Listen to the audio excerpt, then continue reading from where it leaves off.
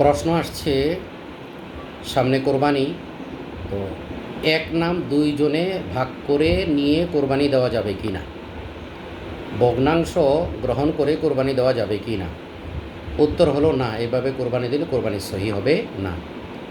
অর্থাৎ একটি নাম, এক নামে সাপোজ এক্সাম্পল 30,000 টাকা লাগতেছে, এখন এই 30,000 টাকা দুইজনে ভাগ করে নিবে। অর্থাৎ একজন দিবে 15,000 টাকা, আরেকজনে 15,000 টাকা। এই 15,000 30,000 টাকা মিলে একটা ভাগ নিবে, ভাগ নিয়ে তারপরে কোরবানি দিয়ে গোশত বন্টন করে নিবে। বলে যে এই সুরতটা জায়েজ হবে না, এতে কোরবানি সহি হবে না। তাহলে সেক্ষেত্রে কোরবানি সহি হওয়ার নিয়ম কি? নিয়ম হলো যে কোনো একজনের পক্ষ থেকে আল্লাহর নামে কোরবানি দিবে।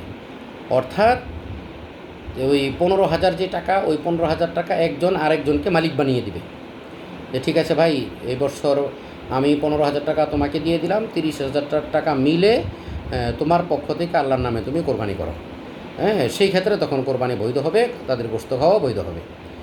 আল্লাহ যদি হায়াতে বাঁচায়, সামনের বছর আবার দুজনে মিলে আবার আজকে আবদুল্লাহর নামে দিয়েছি, কালকে আবার আব্দুর রহিম, আর সামনের বছর আবার আব্দুর রহিমের নামে দিব সাপোজ। এই সুরতটা যদি গ্রহণ করে সেই ক্ষেত্রে বৈধ আছে। অর্থাৎ একজনকে মালিক বানাই দিতে হবে, একজনের পক্ষ থেকে হবে, সেক্ষেত্রে জায়েজ আছে।